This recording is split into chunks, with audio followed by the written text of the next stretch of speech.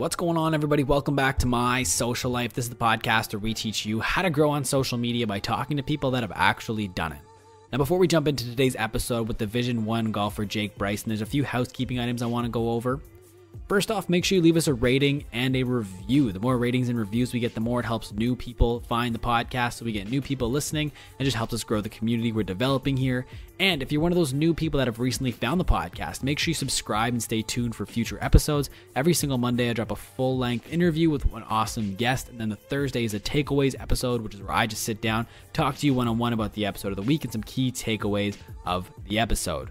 Also, if you're listening to this episode, make sure you screenshot it, post it to your Instagram story, and tag @MySocialPod. I will feature it on our Instagram page, and I'll even send you guys a message as well. I just like to see everyone that's listening to the podcast. And speaking of people that have listened to the podcast, I want to give a shout out to Tonks Music. Tonks DM'd me on Instagram when he'd heard the podcast, offering to help me out, do some audio work for the podcast. So I just want to give him a quick shout out here before we jump into this episode. But enough for me, guys. Let's get to my conversation with Jake Bryson. What's going on, everybody? Welcome back to My Social Life. This is the podcast where we teach you how to grow on social media by talking to the people that have actually done it. Today for episode number 18, I'm joined by Jake Bryson. Jake is a Division 1 golfer for Utah Valley University. And this episode is going to be a little bit different, guys, because Jake isn't one of my typical guests with 10,000, 20,000 followers. Jake actually is currently sitting at just over 1,000 followers on Instagram. You can find him at the Jake Bryson on Instagram and Twitter. And in our conversation today, we're going to talk a lot about what it's like being a student athlete, how he got to where he is today. And then we're going to kind of transition a little bit into social media and Jake's plans for social media and what he could be doing with his social media. Jake, welcome to the show, man. How you doing? I'm doing great. Awesome. So I want to start way back with golf. Okay. When did you start golfing? I started golfing. I probably had a plastic club in my hand when I was 4 years old. 4 years old. Lots of family that golfed. Huge family golf tournament every summer. So, yeah, about 4 years old, I'd say. Mm-hmm. And were there any other sports that you played growing up? Hockey, probably 12 years of hockey. Just house B, rep, contact a little bit here and there. Played lacrosse. I was a cross-country runner up until grade 12. So I wouldn't be the golfer I am without those different sports and that kind of exposure. So why do you say that? Because I know there's a big debate going on right now as to whether you should focus on one sport and do it all year round as opposed to doing different ones. I mean, as a 12-year-old, you can't really focus on one sport. You know, hand-eye from lacrosse, the hand-eye from hockey, it all comes into golf. The decision-making in hockey and lacrosse also plays into golf. So I wouldn't really be the athlete and the decision-maker I am in golf without those sports. Mm-hmm. So then why did you pick golf? Why not hockey or lacrosse or anything like that? Mostly, I was winning in golf early, and it's a lot more fun to win. You know, I wasn't on the winning hockey teams or the big, tournament winning teams, but I won early, and it's all on you in golf, right? There's nobody I can blame except myself, and I love that responsibility. I mean, I decided when I would play, when I would practice. It wasn't you get a team schedule with hockey. I made my schedule. I could play and practice every single day, working up the tournaments. So I love that freedom, and I love the responsibility of it's all on me. And when did you start to golf competitively? I think I was 12 years old. Yeah, just small tournaments around Ottawa. I just originally did it for fun. I didn't really know where it would take me, but I think I was 12 years old. Mm-hmm. And then so when did it start to become more of a serious thing? I quit hockey after 9th grade, quit hockey and lacrosse after 9th. And I just started to win early, and I realized I want to keep doing this. I want to keep pushing myself. So I started on the playing city tournaments up into provincial tournaments. I won the Quebec Junior when I was 13 years old for the 14 under division. From there I figured, okay, maybe I can see what the Toronto kids are up to, because Toronto was always a little bit better than Ottawa. I'll drive a couple tournaments in Toronto, beat some of those kids, and just kind of kept testing myself from there. Mm-hmm. So what was your schedule like golfing when you were kind of really getting into it? I played over 150 rounds every summer. I convinced my bus driver to drop me off at the golf course rather than my own house. Like nothing but golf, nonstop, from the day the course opened to the day it closed. No matter the conditions, wasn't going to the parties, wasn't always hanging out with my buddies because I was the golf guy. So yeah. And so how did you convince your bus driver? Like, what did you say? Did you have to get parents' permission or? No, there was no permission. It was under the table. He was actually a drummer, and he played in a band. I said, I'll get you this drumming magazine if you can drop me off at the golf course. So that was our little exchange. So yeah, it's a good story now though. And so that was just during the summers where you'd go to the golf course every day? Yeah, just during the summers. And then when I think it was grade 10, I joined Team Ontario. And so throughout the winter, since we obviously can't play here, I go to Toronto either every second or third weekend for training camps with my team. So that way we could keep up to date in the winter when I wasn't playing hockey. So then what's involved with golf during the winter, if for like a training camp? Yeah, so I mean, go to Toronto. It's a lot of indoor, a lot of physical stuff. I mean, we'd be working out every day with strength and conditioning, a lot of sports psychology work, a lot of work with a device we call TrackMan. So that kind of ranges a lot of our numbers with swing speed and tracking our results through that. You can do different games with this device, and a lot of short game putting work. I mean, you can't obviously hit 200-yard golf shot inside, but you can hit a lot of putts, a lot of short game work. So it was very specific around those couple things. And then so you joined that Team Ontario in grade 10? Grade 10, yeah. So you were part of Team Ontario then up until you went to school, right? Yeah, 3 years. Yeah. So are there any notable tournaments that really stick out to you from your career as almost like a high school athlete? Yeah, absolutely. So I was lucky enough to qualify. I was one of 4 Canadians of the year. There was 32,000 kids around the world trying to qualify for the U.S. Junior, which was held in Tennessee. I was 16. I tried to qualify for that for 4 years. I made it once out of my 4 years. So I made it when I was 16, missed when I was 17, missed when I was 18. That's the kind of luck I had. But I went down. All the kids from Canada usually drive down to either New York or one of the states around the border, and there's one spot for 65 guys. I claimed that spot. Traveled to Tennessee with my family in our RV. Stayed there for a week in July. It was a hot one.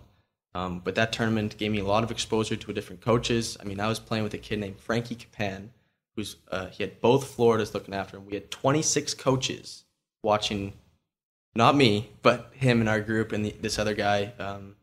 So that whole experience was amazing. And so how did the tournament go as a whole? I mean, so I had my Uncle Darren as my caddy.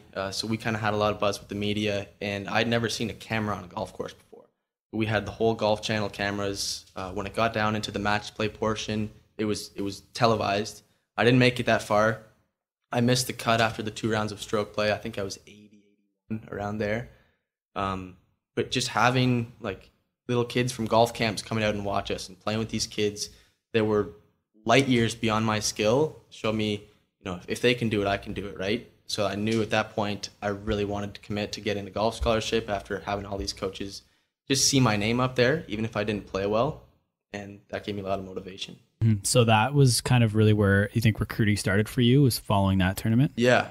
So I was 16, and from there I realized, okay, some coaches are going to come to me, but I'm going to have to really take the initiative to go to a lot of coaches. So my plan was, I reached out to the top 50 schools in the States. Did I expect to get any responses? No, I didn't. I knew I wasn't a top 50 school player. My resume wasn't that developed at the time. But maybe 4 or 5 coaches got back to me, and we had a conversation over the phone, went back a few emails. Either they said their 2017 lineup was filled, or they just said, thanks for reaching out. From there, I contacted the top 50 and 100 schools. A lot more responses. My dad and I went on a huge drive down through Tennessee and the Carolinas and Virginia, Georgia, down to Florida, just to check out all these schools. Because I'd never seen a college campus before. I mean, I'd been around here in Ottawa, but I didn't know what it was like, so I couldn't even figure out what kind of school I wanted to be a part of. And so once I got to meet different coaches, I mean, I went to school like Furman. There's 1,200 students. It's a 900-acre campus. Yeah, it's just weird, right? And then I went to schools like University of Tennessee, where the whole campus is in the city. You couldn't even tell which building was apart. So after visiting all these different schools, I figured out, I just narrowed it down a little bit to what I wanted to be a part of. And then from there, a few schools contacted me, because a coach couldn't contact you until July 1st going into your grade 12 year. That's the rule. I can reach out to them, but they can't reach out to me. And I couldn't go on an official visit where the school pays for my entire travel and hotel until grade 12. So once that started to happen, I had a few coaches reach out to me.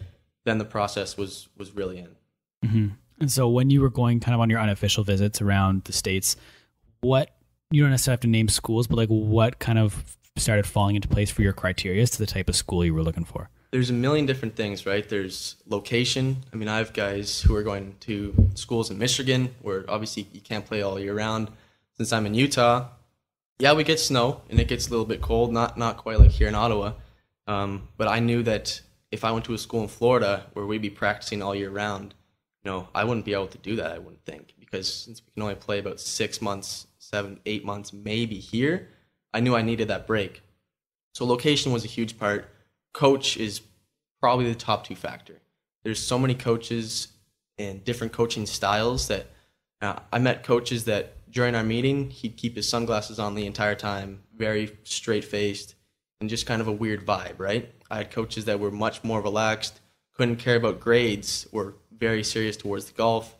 So again, it's finding balance. I mean, the coach that I chose has a great balance between obviously need to keep up in the classroom.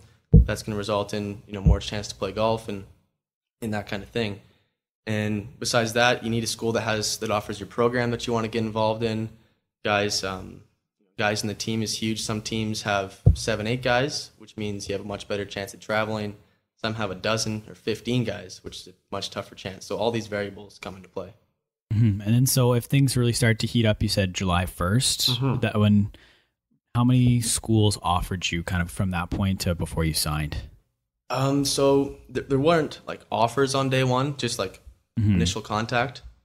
But I think from July 1st to when I signed in April, there was probably 4 or 5 really serious schools.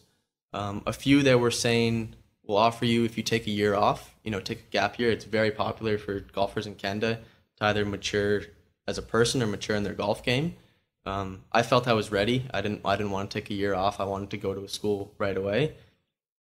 So there's 4 or 5 schools that were really serious when it got down to it. And then April's late, like school ends in high school, end of July. And I was one of the later guys to sign, but I was thrilled with my decision. Yeah. So what really influenced your decision to not taking that gap year? You said you were ready, but why did you think that? I knew that my game was ready enough. Like I knew I had the different skills to compete at the collegiate level. My grades were there. I didn't have to take any extra classes, which is mostly one of the reasons if somebody has to take an extra high school class and take that year off. And then just on the mature level, I mean, I knew I could live by myself. Like I knew I could be that far away from home without any troubles, and it all worked out. And then so was there ever consideration of going to a school in Canada?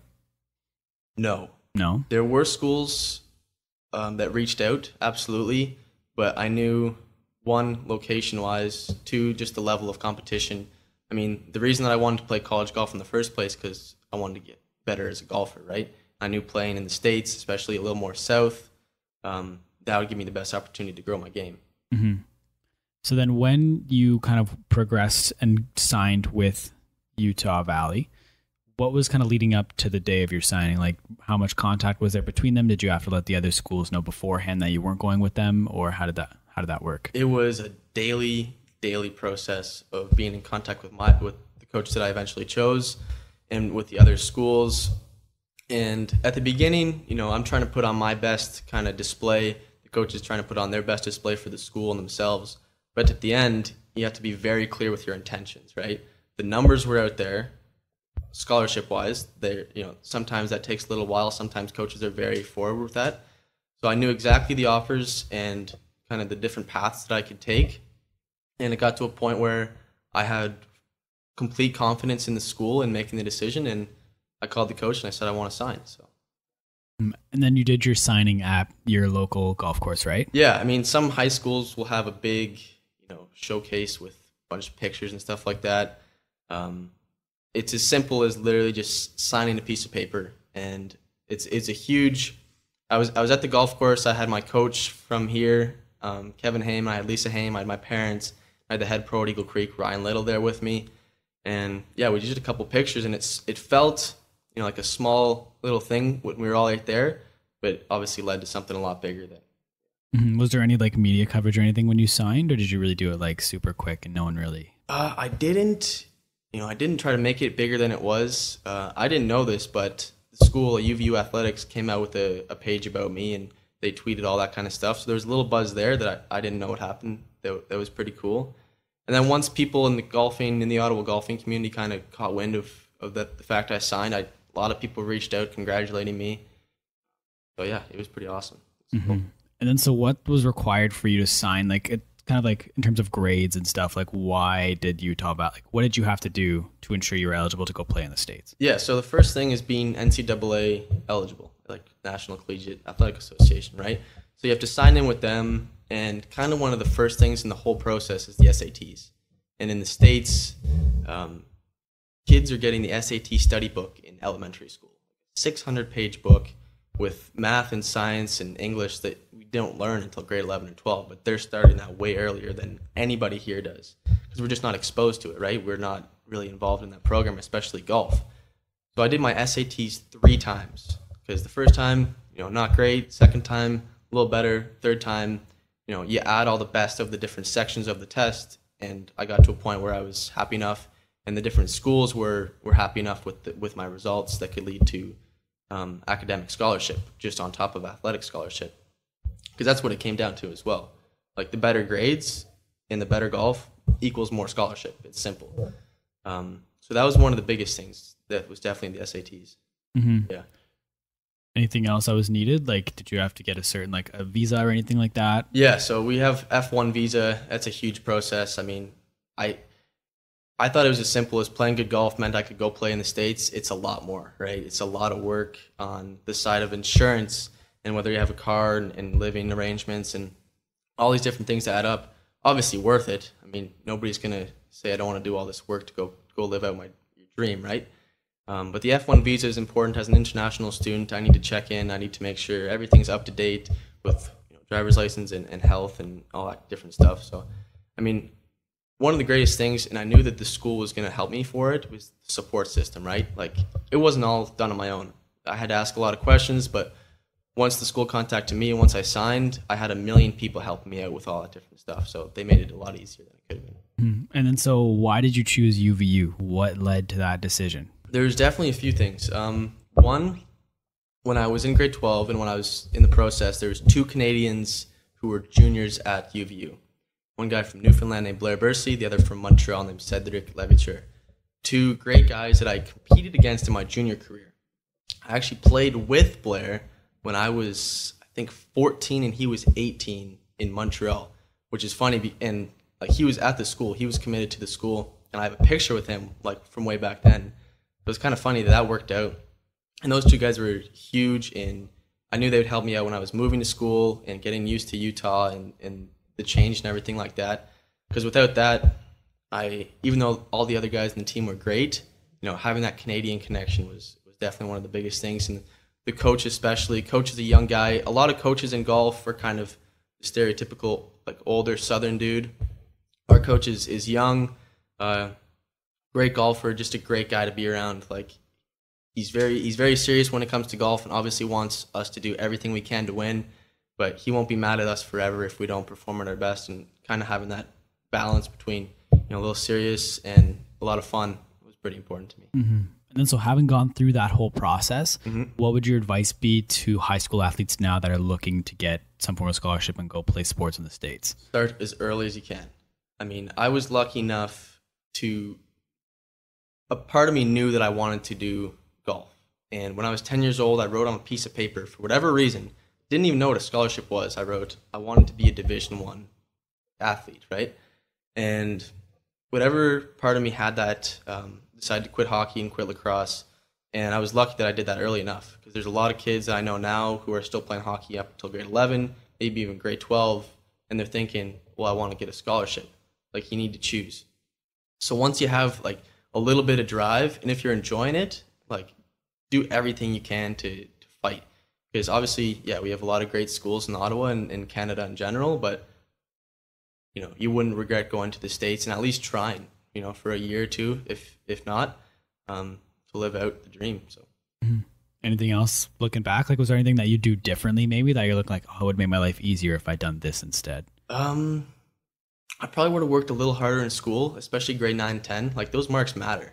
We're 14, 15 years old. We don't think about it, and I certainly didn't think about it. I was passing my classes, but I wasn't really excelling. I wasn't putting everything. If I put as much work as I did in school as I did in golf, there would have been more opportunities available in different schools. So that's definitely one thing. Like, start early and definitely focus in the classroom. Mm-hmm. That's fair. And then, so you said you signed your letter a little bit late, your national letter of intent, in April. Yeah. What happened right after that? So, like, as soon as you send your letter, what's the next process leading up to when you leave for school? So I needed to build my summer schedule. I still have full June to middle of August summer schedule, and with a late birthday, August 3rd, I could still play I was 17 at the time, and so this last summer was my last year of junior golf. So I need to kind of pick my tournaments based around that. I mean, there's 3 different types of tournaments that I wanted to play and that I based all my summer schedules off of. The ones that I know I can really do well in and probably beat most of the field. The ones where, if I play really well, I can win, but I'll most likely still get beaten by a lot of top really good guys. And the ones where it's going to be absolutely the toughest golf tournament I could ever play, right? Because if you just play all tournaments and all competition, you're going to win, you're not going to get better. So that's how I've always based off my summer schedule. Not just playing junior events, playing a lot of men's events, a lot of men's qualifiers, still going down to the States and trying to compete in the U.S. Junior. I didn't qualify, but that was a tournament I wanted to play. And so getting ready on the golf side was huge, because when I got to school in August, I knew that we'd have a full schedule there, which is something I'd never done, because in Ottawa, our summer schedule kind of runs down end of August into September, right? So doing that and then making sure I wasn't going to be burnt out. Like, I took the last 2 weeks of the summer off to prepare and, say bye to everybody, and then we got right back into it at school. Mm-hmm. And so one thing I wanted to ask about that you said was with when you were 10, mm-hmm. you wrote down that you wanted to be a Division I golfer. What is, when you're a kid growing up golfing, is the NCAA something that's very much like apparent and it's there? Because, like, for example, when you play hockey here, that the OHL leads to the NHL, but NCAA, it's almost like it's a different country. So it's almost like it's a lot of separation there. Yeah. Is that something a lot of kids growing up in the golf world are aware of? You have to be, I was a golf freak. Just watch, some people hate watching golf. That's all I'd watch. I knew the Golf Channel on every single provider, every one of my buddies' houses. I knew the smallest of facts about everybody. So maybe not everybody would kind of understand the different path you can take. When I was 10 years old, all I knew was I loved golf. I could hit a golf ball decently well. And for whatever reason, I had it in me to write that down and live it out. But it's not, college golf isn't glorified like college hockey, right? It's, nobody really talks about that. But the golfing community, who are golf freaks like myself, we understood the path that we could go on. So being a golf freak and watching it since you were a kid, mm-hmm. who did you look up to as golfers when you were developing as a golfer yourself? First name is Canadian Mike Weir. When he won the Masters, 4. I was 5 years old. I don't remember it, but it's there, and I've watched a million highlights of everything. And he's a lefty as well. And he actually went to school in Utah, which is cool. And he still lives in Utah. So kind of guys like that. There's an Ottawa guy named Brad Fritsch, he played on the PGA Tour a few years ago. He just regained status on the web.com tour, which is just one below the PGA Tour. And knowing that he's from here and that it's possible, I mean, that motivated myself and it motivated a lot of my buddies around here who are also striving to be college athletes. And have you met either one of them? I have met Brad Fritsch. I think he was at after he knew he was going to be on the PGA Tour. He kind of had a party at Rideau View, his home club. I have met Mike at a range because he lives in Utah, still plays golf. So I've shook his hand before. We didn't talk too much. He was getting ready for a tournament, so I didn't want to disturb him. But it was just cool being around him. Yeah. That's pretty sweet. Now, so I kind of want to talk more about going to school at Utah Valley. Mm-hmm. What was that first year like? What was it like moving away from home as when you were 18? That was one of the questions I got on Instagram submitted by Brandon Ovington, wondering what it's like to move away going to school at 18. Yeah, I mean, I knew I wouldn't have a problem with it for a few reasons. I mean, since I was on Team Ontario for 3 years, we went on training camps for a week or 2 weeks at a time. So 3 training camps a year for 3 years was 9 trips. For these 9 trips, we're cooking all of our own food. We're living, we're renting out houses. Our schedules are crazy. We're working, 4 hours of practice in the morning, 2 workouts, playing every afternoon. So I knew I had the work ethic to get used to things. And I knew I had kind of the maturity to be living on my own and make my own decisions. I never really doubted that I had that. that's part of the reason that I chose Utah. I knew, my parents can't really drive down, 30 hours on a weekend if they want to. And that was there, and that was something we discussed and that we were confident that I could do. But I mean, I still made a lot of mistakes, right? Like, you can't eat chicken and craft dinner every day. I need to teach myself a few different things and figure out, when do I need to work? When do I need to rest? And not making too much of either of those things. But yeah, I mean, it's leaning on people. It's not being afraid to ask questions, right? You can't do it all yourself, especially as a freshman in school. Like, I had the 2 other Canadian guys that I could lean on and ask questions, and I lived with one of them, which was a huge help. So yeah, I was just lucky to have that support. Mm-hmm. And what was the living situation like? Yeah, so we don't have online res. We don't have dorms or anything like that. So the first year, I was with 4 other guys in the golf team in an apartment about 7 minutes off campus. I didn't have a car, and I don't have a car this year either. So I had 4 guys that I could, maybe one was going to the gym, one was going to the library, one was going to practice. Like, I kind of had all those options every single day. We lived in an apartment. We had 5 guys, including myself, for 3 bedrooms. So I had a roommate, and he was a senior, which was cool. Like, not many freshmen kind of have that opportunity. I was with 2 seniors and 2 sophomores at the time. And then this year, same thing, an apartment about 10 minutes off campus. I'm with 2 other guys in the golf team. Because basically the whole team will live with at least one other guy on the team, just because it's a lot more convenient for things. Pretty awesome. It's pretty fun. I mean, we have access to, a gym, and I can go for runs, and I'm right around the mountains, right? So it doesn't get better than that. Mm-hmm. And then so can you kind of walk us through a little bit that first year, like almost from like the point where you got to campus for the first time as an official student, a member of the golf team, all the way to kind of when you came home at the end of the year? A little hectic, a lot going on for sure. Whether on the golf side, getting used to my classes, meeting new people, meeting new athletes who were freshmen. It was busy, and not only that, but we were right into qualifying for tournaments. I mean, right into it. And I didn't necessarily know right away that the importance of qualifying. You think, oh, you're going to go to college and play golf. That means you're going to play every single event. Well, it's not like that. I played 2 out of 11 events my first year. And I played the first 2 of the year, which had me, very motivated and thinking that I would play the rest. But unfortunately, I didn't play my best golf. And we had 14 guys in the team my first year. So I was competing against 13 other guys for 5 spots, right? And we got right into qualifying and right into classes. So there was a lot going on. I mean, it was all positive. I'm still at the school, so, I'm staying. It's pretty awesome, but yeah. Yeah. So what do you mean when you say you have to qualify? Like, what goes into qualifying? What do you have to do in order to get on the plane, essentially, to go to an event? Yeah, so it's basically a mini tournament, right? I mean, I'm playing against my roommates. I want to beat them really badly, and they want to beat me, and then right when we're done, we're going to go back to being best friends, right? We'll have, depending on how much time in between tournaments, at the beginning of the year, before our first tournament, we had 5 qualifying rounds, and it's a cumulative. Just your whole score throughout those 5 rounds, the top 5 guys will go. It's as simple as that. As the season goes on, there's variations. If you come top 20, coach will give you an automatic exemption into the next event. If the team wins the event, the whole squad will go to the next tournament. There's coaches' picks here and there. If coach has confidence in one guy, if he's played, if he has a little more experience. But I think that's one thing that, it's not really talked about in the whole recruiting process, is the importance of figuring out a school that you can go to where you can play. Because I've played and I've sat on the bench, and playing's a lot more fun. Like, I've driven my roommates to the airport for them to go to Hawaii, and I've watched them go to Hawaii as I sat alone in my apartment, right? And it sucked that first year.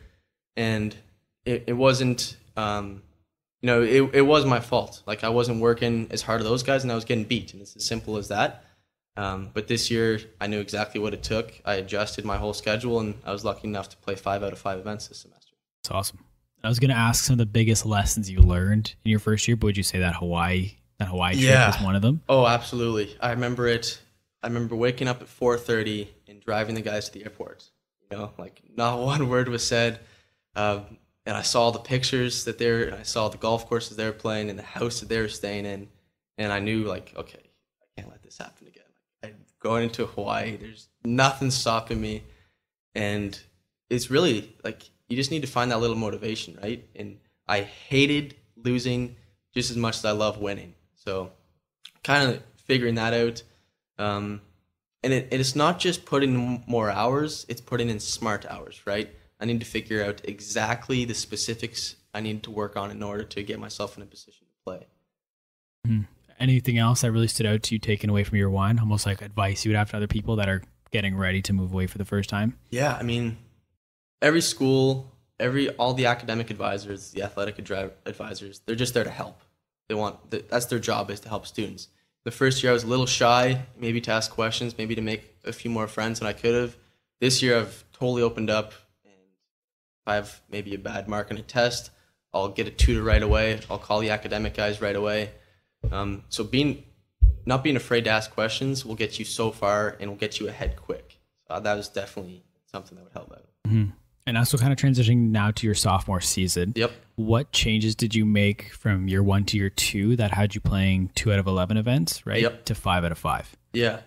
My summer schedule was one of them. I wanted to go into this year with a lot of energy and a lot of drive, to play, because I'm playing a full summer schedule. Then I get to school. Some guys get a little tired. I knew I didn't want to do that, so I took the entire last week off of the summer. I played my last junior event of golf that ended on my birthday, August 3rd, and then I left for school the 15th. So I took that time to set my goals, re-energize, get really ready to play. I knew exactly where our schedule this year would take us. I looked at all the different courses. I knew we had 11 guys instead of 14 last semester, so I knew my chances were a little better. We had 4 seniors graduate last year. So not only did I make the goal to compete, I wanted to be a leader on the team. I wanted to be the number one guy. And out of the 5 events, I was that number one bag 2 out of the events. So instead of just saying, okay, I want to qualify, I knew I had the skill to not only qualify, but establish myself as one of the better players on the team. And through that, I developed a really good relationship with the coach, got as close as I could to make sure we were working together and getting my game in shape. So I just went all in as much as I could. Mm-hmm. So now that you've gone all in, what's your schedule look like at school? If you were in season, I know you kind of been out of season for the last little bit, Yep. But if you were in season, what's it look like? In season, it goes by quick, man. We have qualifying Monday, Wednesday, Friday when we're not traveling, obviously. So those in the afternoons. I have class 8 to 11. Some guys will go to the gym in the morning. Some guys will go to class or go to the gym after class and before our qualifying. But that's basically it. Class, gym, qualifying next day. Tuesday, Thursdays, we had 5:30 a.m. team workouts, 5:30 to 6:30. 6:30 we had morning practice with the team, 6:30 to 7:30. So those were, early nights, Monday, Wednesday, to get ready for Tuesday, Thursday. And then I only had an hour of class Tuesday, Thursday, which was super lucky. But since I don't have a car, I'm basically on my roommate's schedule when it comes to that. And they have class done at 12:45 Tuesday, Thursdays. So I'd go to the library, I'd go to the gym again, and then practice all Tuesday, Thursday to get ready for qualifying. I mean, that's every single day of a routine. If my buddies would text me and say, like, hey, what's going on? It would be the same 3 answers. It would be golfing, gym, library, every single day. So Mm-hmm.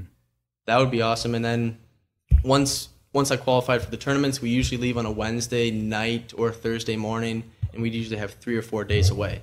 Because for golf, you don't think about it too much, but we need a practice round, and then there's 3 rounds of competition, right? So we were away a bunch, but it was definitely a great semester. And so how do you keep up with school with your traveling, especially going to all 5 events? Like, how does that work? Especially with like a class that you're missing when you're at the tournament. Yeah. So if I get a bad mark on a test, I will have a tutor or an academic advisor call me within a day. Like, they know what's going on. Our coach knows what's going on. So it's tough to slack. And especially as an international student, if I don't perform well in the classroom, I'm booted out. I'm out of the country, right? Like, there's no getting around that.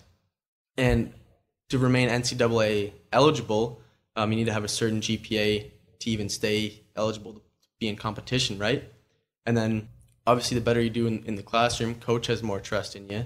So all these things kind of add up, and it just makes it's hard to not have the motivation to put everything into your grades.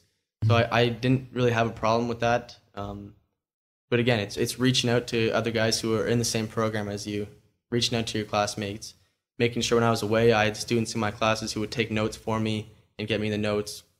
introducing yourself to the professor early. Like first day of class, I wear my Roots Canada sweater. I say, hey, my name's Jake Bryson. I'm here in the golf team from Canada.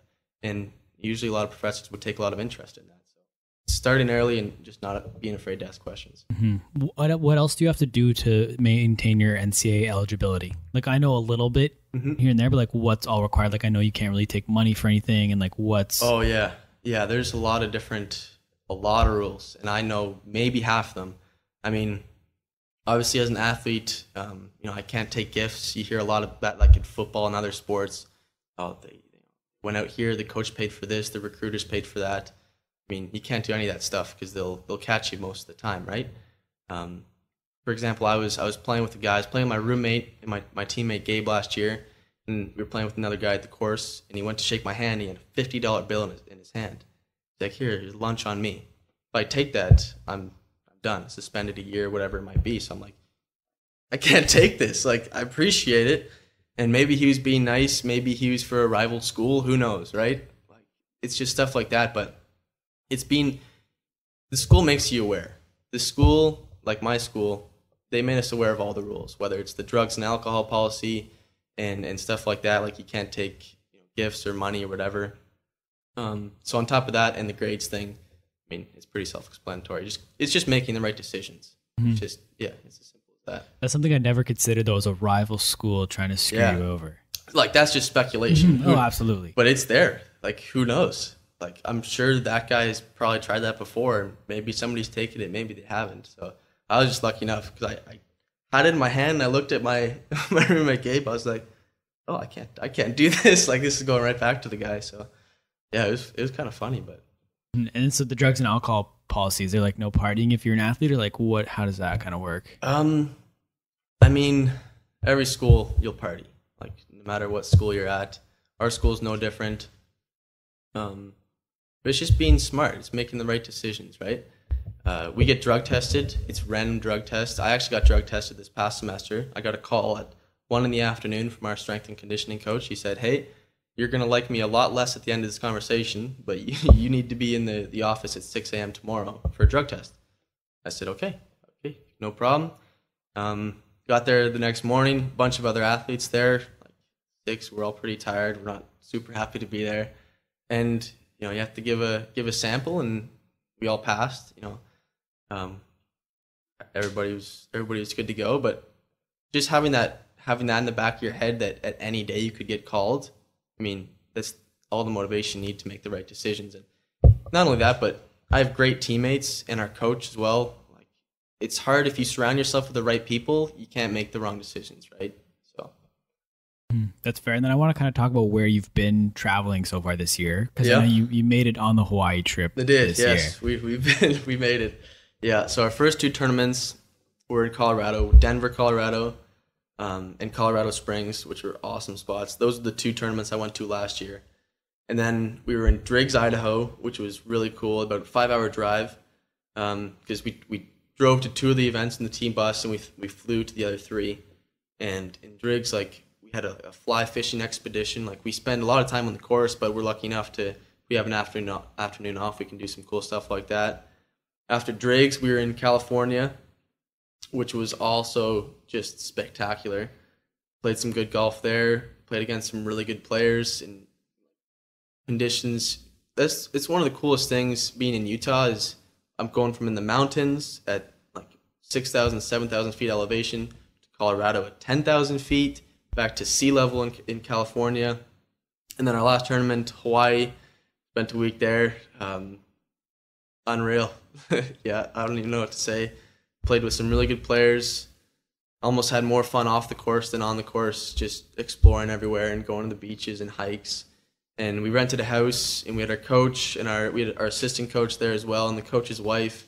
So that was a blast. I think you're telling me Hawaii was where you played with the number 2 amateur golfer in the country. Yeah. So at the time, Braden Thornberry, at the time he was 3rd in the world official golf rankings. Like, I could tell you about his resume for an hour.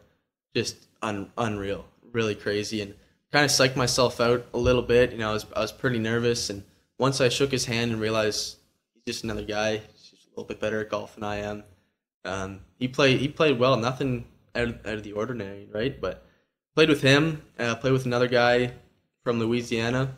We had like camera crews following us, and we had locals following us, which was, it was cool having everybody watch us. And since then, he's gone to second in the world official golf rankings, and he's actually turning professional. This guy I played with 2 months ago. So that was an awesome experience. Is there anything that you kind of took away playing with him for the weekend? I took away that it's the little things. Like I hit it just as far as him. I maybe have just as good touch, maybe just as good decision making, but maybe he'll choose just the smallest of things a little differently than I have. And in golf, when you get to kind of this level and like the professional level, that's what it is. It's the smallest things, right? But besides that, it's just another guy. He's another cool, low-key guy. We talked hockey. He's asking me questions about Canada. He's from Georgia. Like, we're talking about Georgia. So, yeah, it was just another casual round of golf, really.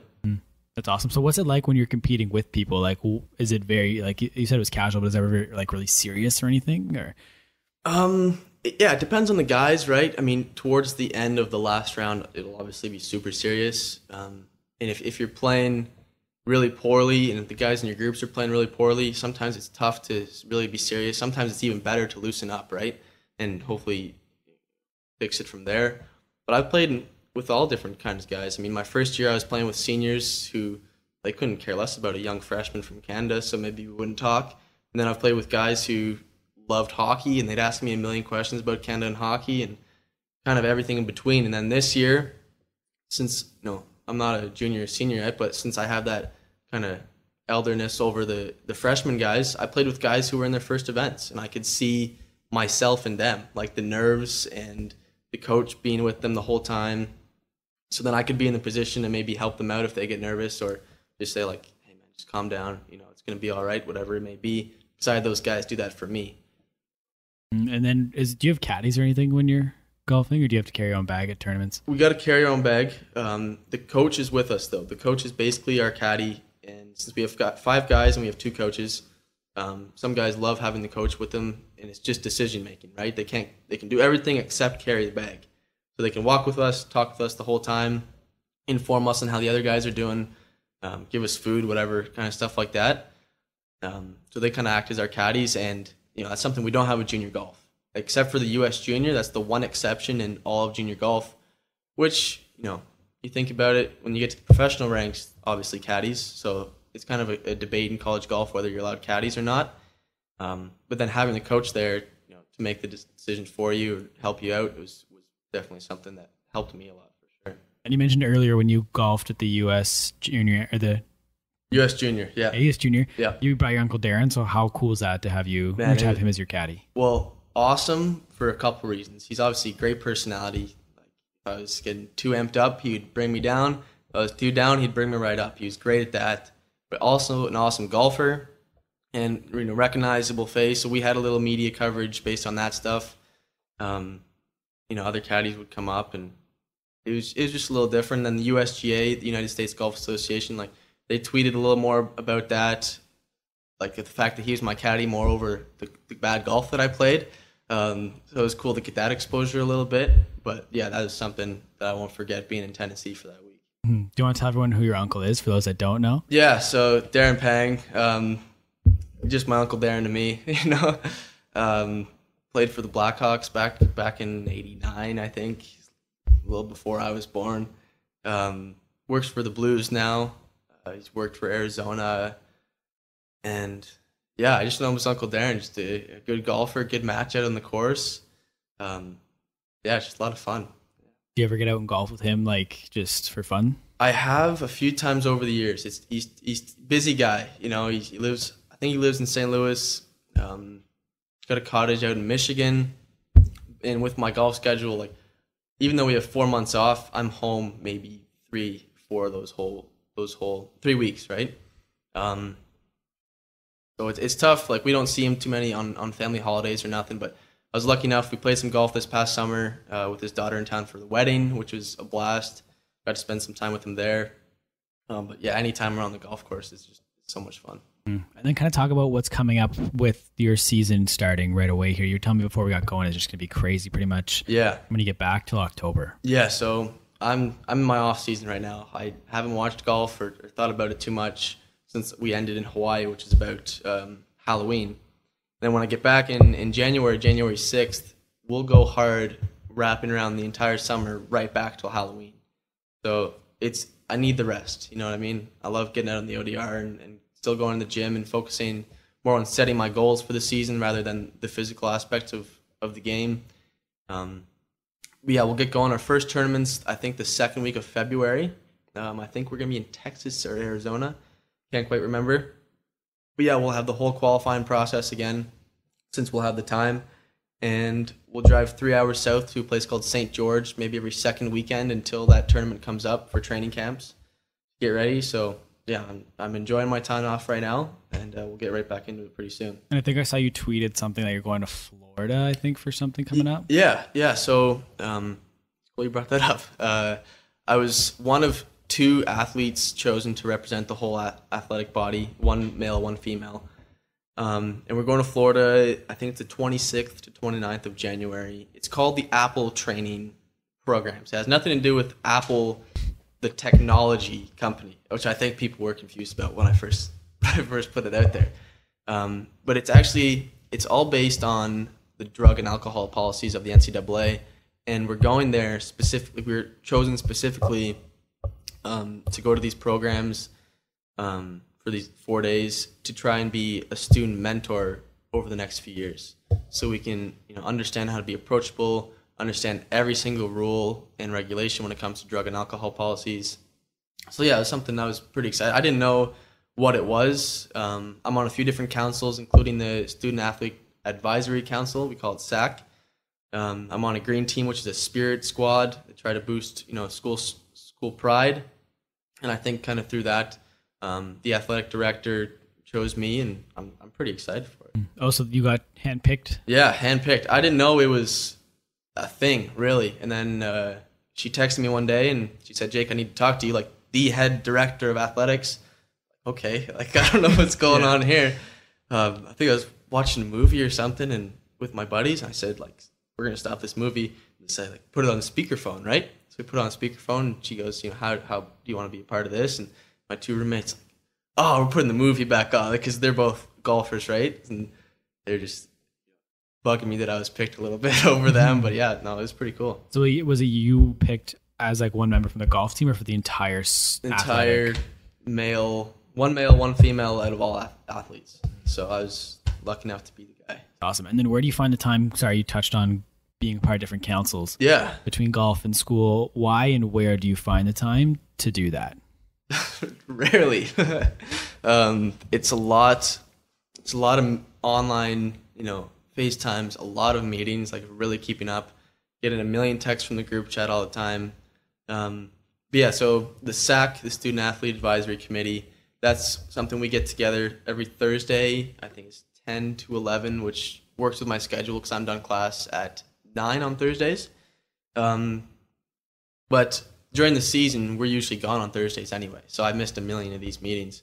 So I couldn't get super involved, because if I'm going to be involved with something and have the responsibility, I'm going to be able to want to help everybody and do my part. So I was more of just kind of sitting in on this council. It's my first year doing it, but it's all the athletes from different sports. I think there's maybe 20, 25 in the class, in the group.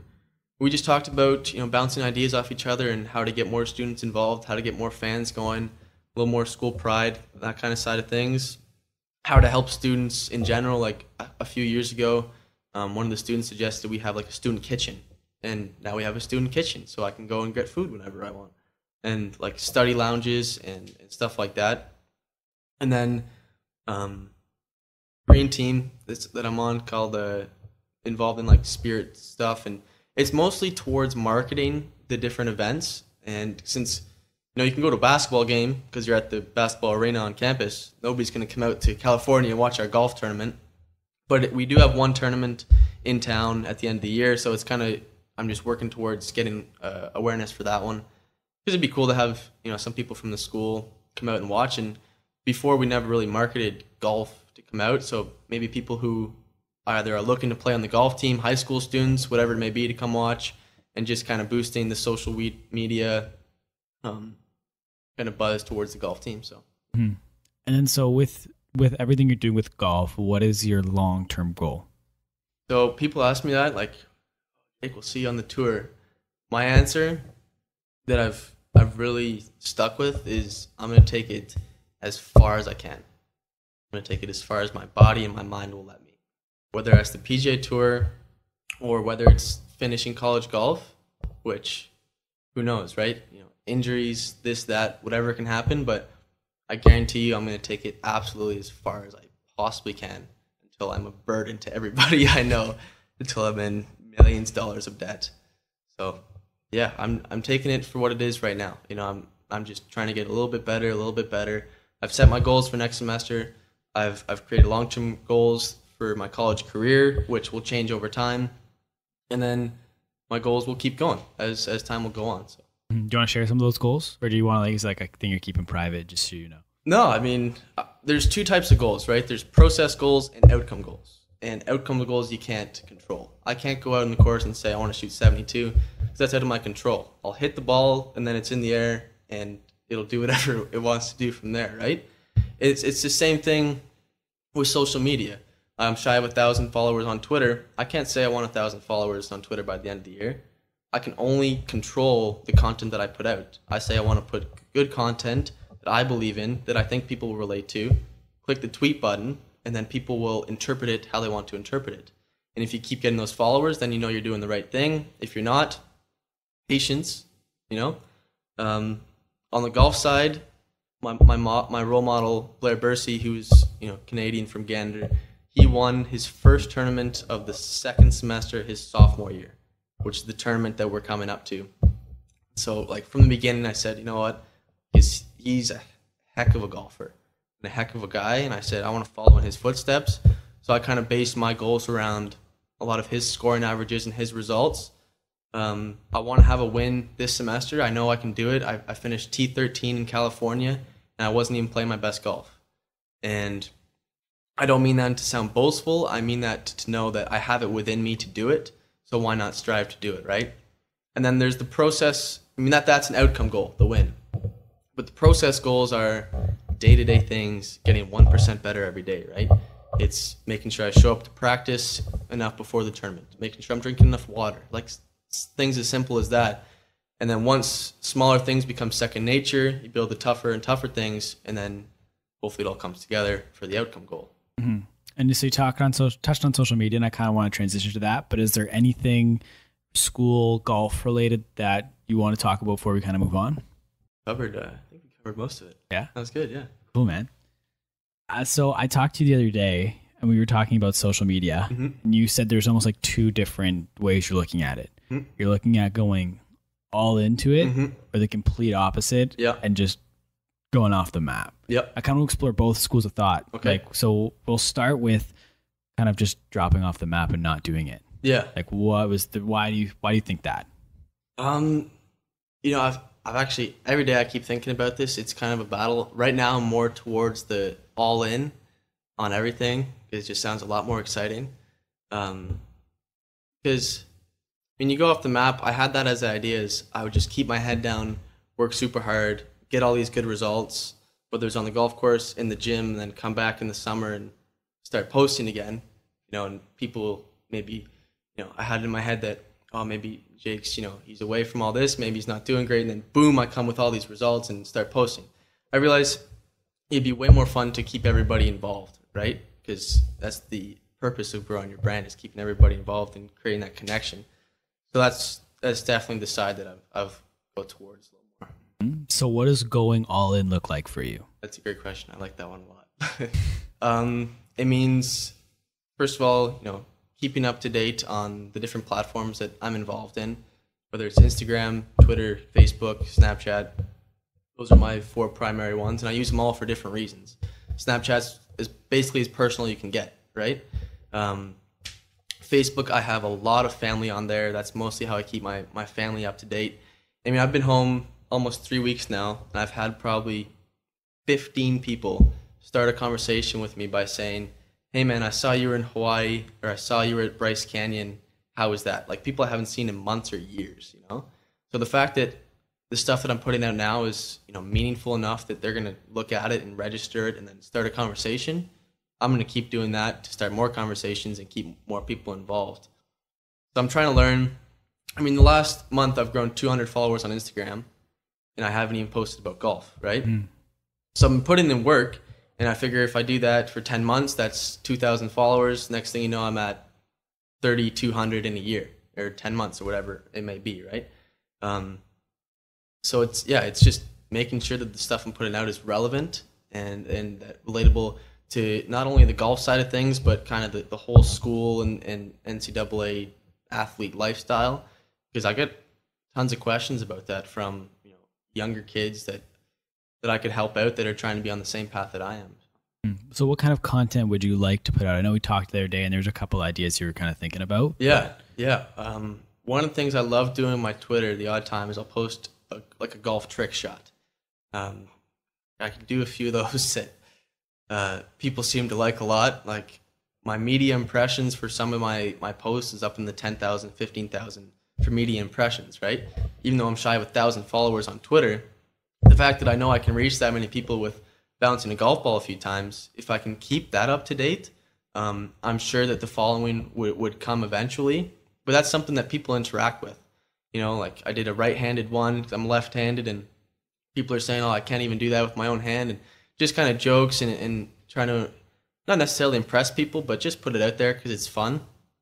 And then on the side of Instagram, I mean, you can post an Instagram story. I can reach 500 people in an hour, right? And maybe you can't get that kind of speed on Twitter or Facebook or whatever it may be. So it's using that to do maybe a little more behind the scenes, maybe like just a little more vlogs here and there about what I'm working on in my golf, where I'm at, like with traveling, because it was absolute blast to travel to all those different places, and people would ask me all the time, like, how's California? How is this? So I think posting stuff kind of showed the behind the scenes of the travel with the team, like exactly where we are and what we're doing and how crazy our schedule is and stuff like that. So just keeping up with all those different platforms. And I know, so you said vlog. When I think of vlog, I think more YouTube than Instagram story. Yes. Would there ever be a thought to do like a vlog on a YouTube account? I know you have one now, like we talked about before we were getting one, that use it just for recruiting purposes, but would there ever be a thought to do that? Definitely. I have a GoPro sitting at home that I always thought would be pretty awesome. Maybe if it was just, a few minutes a day of my practice routine, or simple things like, driving to school with the mountains in the background, because a lot of my friends are pretty interested. I'm pretty lucky to be in the spot that I am with. I can go hiking every weekend and different things like that. I wouldn't doubt that in the next few months for sure. Mm-hmm. Like, because a lot of people, what I fell into the trap with vlogging was I thought it had to be like these super well produced things. Because just the people I was watching, you could do it with your phone. It doesn't have to be daily. Because when I think vlogging, I always think daily, but you could do like a week vlog even. Yeah, you know what I mean? Like, yeah, absolutely. I mean, the daily vlog, that's a job. Oh yeah, that's an absolute commitment that I know I wouldn't have the time for. And it would be taken away from the other things that I really need to focus on. So yeah, it would definitely be with the phone. It'd be simple, but it would just be things that I would think people would either relate to or want to see. And so far with the stuff I've put out, I think I've done a good job at posting stuff that people are interested in. Because they say it's more important to have 1,000 interested followers than 10,000 uninterested ones, right? So that's what I'm going for. And then so I kind of want to go platform by platform now and kind of talk about like what you could potentially do. Yep. So Instagram coming into a hectic couple months here, or I guess a couple months, almost a full hectic year. Yeah. How much time do you think you could realistically put into it? Like, I think what's going to be best for you is a lot of people, when they think of like Instagram and stuff, they think of having to create content. Yep. But I think what you have the benefit of being a D1 athlete, you can document what you're doing. Yeah. It's my daily routine. Like the fact that we have team workouts at 5:30, and sometimes it's great, sometimes it sucks. And one of the things that I want to post more about is like the struggles. Like everybody's fooled by social media because nobody's posting their failures, right? And I think it'd be important, and like I don't want to fool anybody, I don't want to post all my successes and none of the behind the scenes work that goes into it. So I think people would appreciate seeing the schedule that we're on and seeing the grind that it is. So yeah, that'd definitely be one of the things. And how often do you kind of post on Instagram right now? Right now, as the last month, I've posted 9 times. Okay. Which is more than I have probably previously. Which is weird. I figured this out today. I was spending the same amount of time on Instagram previously, just not posting as much. And so now I've decided, okay, you know, I'm doing a few cool things. I've been to a few cool places. Why not share it? Why not see what kind of people, or what people will enjoy, right? But realistically, I mean, I did a vlog for a day. I had a school project where I needed to Instagram vlog for a day. I remember that. Yeah. Oh, it was a blast. It was it was one of the Tuesdays or Thursdays where we had an early morning. I don't think we went to the course that day. But yeah, like went to the gym, went to the library, went to the gym again, went here, went there. And it was just kind of a fun thing. And people are sending me DMs, and it's goofy and it's fun with my roommates. And so if I find that, a balance between that and then the actual work in the golf specific stuff that we do, I think I could definitely start posting just maybe once daily, you know, twice like daily. In the feed, you mean? Yeah.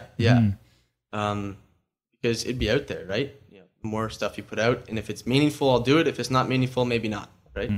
Yeah, I think that's smart, because I was going to say you should probably like 2 to 3 times a week minimum, probably. Yeah. If you really want to go. Yeah. No, sorry. I was meaning more on the story, the Instagram story, and then actual posting pictures maybe once, twice, 3 times a week. Yeah. And then how much can you use your phone when you're like on a course? Because I know it's pretty serious. It's business when you're on the course. Like, do you have an opportunity where you could snag a pic here or there, or not really? During competition, no. During qualifying, you know, we're putting ourselves in a tournament atmosphere when we're qualifying. If I think at any time that it would compromise my focus or compromise the focus of my group, I wouldn't do it. It would more so be the practice, you know, kind of all the behind the scenes, and then post about, you know, where we are and our travel schedule and stuff like that. But yeah, I mean, I wouldn't want to distract anybody or distract myself, right? Yeah, I was more so curious more than like, I figured you probably couldn't take it out, especially during competition stuff. Yeah, that would be, the whole thing behind that is they think you're checking the leaderboard or something online, which apparently we're not allowed to do. Really? I didn't know that. And then Twitter. So you said you have about 900 followers on Twitter. And I wrote down here, be the golf guy. And that's what you said you are. Yeah. So do you have like a plan with Twitter? You just kind of keep doing what you're doing with it? Right now I'm just doing, I've been at 900 for years, like literally years. But yeah, like the video I posted the other day, just people enjoyed the fact that I was hitting a golf ball in the snow out of midair, you know? And I do that all the time, just for fun by myself. And if I maybe do a little more of that, maybe target golf specific accounts, and you know, maybe get some of my roommates and my teammates involved on the on-course stuff we do. Because as much as we're serious, 99% of the time, that 1% of goofiness is just a blast. And to be able to share that with people who might enjoy it sounds like a great idea. Yeah, and Twitter's a weird one because it's kind of like it's popular, but it's not the most popular anymore. Yeah. And it's with Twitter, it's a lot of like putting yourself into conversations. Like you got to find people talking about golf and just jumping in and be like, hey, and then like leaving your own 2 cents. You know what I mean? Yeah. Twitter's a weird one to grow on because because you can get retweets from anybody, but like I'll see people like 200,000 retweets and I'll look at their account and they have 1,000 followers. So it's not like it leads to followers. No. So it's a weird one to try and grow with. Yeah, it's something you can't force it, right? You can't force it, and you know, maybe it'll be awkward, but just posting stuff for me that's, you know, golf relevant, that the followers that I have, because I have a mix between the golfing community and then just friends and family, right? And my friends and family might not, or mostly, you know, people that mutual friends might not care about the golf, and then the golfing community might not care about the random things a 19-year-old will tweet, right? So it's finding the balance between that is something I'm working on. And then I know you also have a Facebook page that you've never used. Yeah. Well, I have used it. Maybe you were looking at the wrong one. Maybe. I found one. It was Jake Bryson. It was just an athlete, and there was nothing on it. I have one out there. You have like an actual, like a public page? I do. I must have the wrong one. I think I do. I know I posted about the Hawaii trip. Okay. Maybe I was showing the wrong one then. Yeah, potentially. But no, I posted posted about the Hawaii trip and kind of what we were discussing, actually, probably word for word, about seeing my roommates go off and just kind of that little motivation behind that. And for Facebook, I mean, obviously not as popular as maybe Instagram. That's mostly where all my family is. Like, I had a bunch of family over yesterday. Half of everybody in the house was saying, hey, I saw this picture, saw that picture. I'm keeping up with it, keep me posted. So it's just kind of making sure every once in a while on Facebook, I'll do something like that. And then a little more relevant on Instagram. Is that like a page they can like and follow along with? I believe so. Yeah. Okay. That's pretty, like, I think with Facebook too, like for like the whole social media landscape, Facebook's the one, like, it's not as big with like a younger demo, but if you want to target like almost like the traditional golf fan, like that's the one you go with. Yeah, I agree. And there's so many huge like golf accounts out there that I've tried to get a hold of with all the stuff that I post, and occasionally something on Twitter. It's usually Twitter that'll gets reposted, that it'll get a little bit bigger. So, but yeah, the Facebook's out there somewhere. Yeah. I think now is almost like the perfect time for you to kind of go in, because like you said, your personal brand. Because when a lot of people get into social media, they think that they have to monetize. Like, they get into it with the intentions of monetizing. Yeah. But with your unique situation, you can't. Exactly. I cannot. So you do the work to build a brand, which is what people should be doing without the expectation of making money, because you like say you can't lose your eligibility. Yeah. So now it's like the time to put the work in to build a brand. Absolutely. Yeah. And then not like, as I repeat, not with the intentions of making money initially. Like, when I think of big brands within hockey, like obviously Sidney Crosby comes to mind because he's one of the best players in the world. But I also think of Paul Bissonnette. Yeah. Who played like There you go. 200 games maybe. And like, but I think of him not because he's a stud on the ice, just because he's just got a personal brand off, right? So I think where your kind of head's at right now in terms of wanting to go all in and kind of grow your brand is in the right spot. Yeah, absolutely. So I think, I just think you should like go, like I said, go all in, post what you can post, like, and just kind of, I think you should really like heavy golf, obviously, as you've been doing, just because that's what people are going to follow you for, and then sprinkle in the other stuff that's like your interests. Yeah. And with the fact that I can't make money, I think that takes a lot of the pressure off. So now that I've kind of understood that people do enjoy some of the golf things that I'm posting about, I'm just going to kind of be free about it and see what people will react to and go from there. That's awesome. So speaking of your interests, I like to end every episode with a Q&A. Love it. So these are just random questions that don't fit into the rest of the interview. Okay. So we'll start. I used to call it rapid fire. When I say rapid fire, people think rapid questions, rapid answers. Okay. But I just switched it to Q&A. So if you want to elaborate and talk on stuff, you totally can. Gotcha. One is, what is the best advice you've ever been given? And if you can remember, from who? Best advice. The from who's not that important, because like if someone asked me that, I would have no idea. Yeah. The best advice. I mean,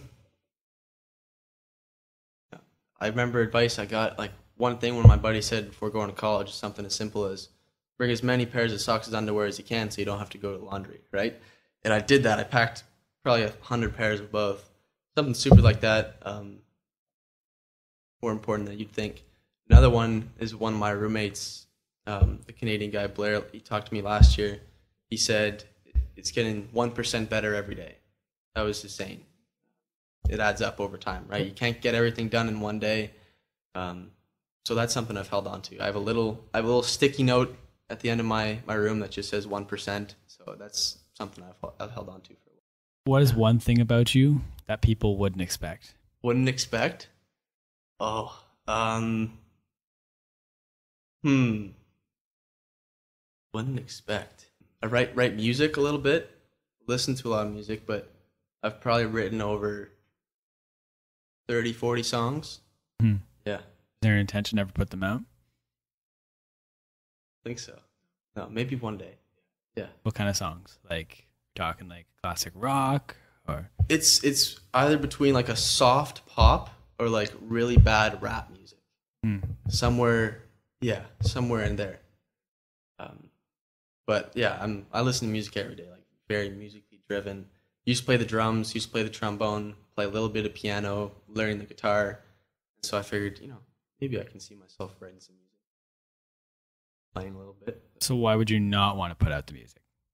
I just don't have the time right now. I'm not driven to that right now. Yeah, it's just not my priorities. Maybe one day though. It's out there. What's one thing that everybody should know? Not necessarily about you, but just something that's so important that everybody needs to know. Oh, like just in general? Mm-hmm. Ooh, that's cool. Everybody should know is that I hate when people call me Jacob. Yeah. Yeah. My real name's Jake. Mm-hmm. Yeah. That's fair. I get that, and that's one, like, I'm not a superstitious guy and I don't have like pet peeves or anything, but that counts. And that's one of the biggest things. All right. The last question. I kind of flipped the script, and what's like the question of the day you want to ask? What's one thing that you want to know the answer to? Ooh. One question I want to know the answer to is, man, one question. Do you think about this? Do you have any questions that you want to know the answer to? I haven't really thought, like, honestly, like, I've never really thought through the questions that I ask on the podcast. Yeah. Probably should. Like, I think about, if any of them, probably the 3 people to dinner one. Yeah, that's a good one. I've only got one person so far, but in terms of like one thing I want to know, like, it's a tough one. I've only recently started asking it. Yeah. Some people have taken it in different directions. I want to know why people are just randomly angry. Like, why waste your energy being angry? I don't enjoy those kind of people.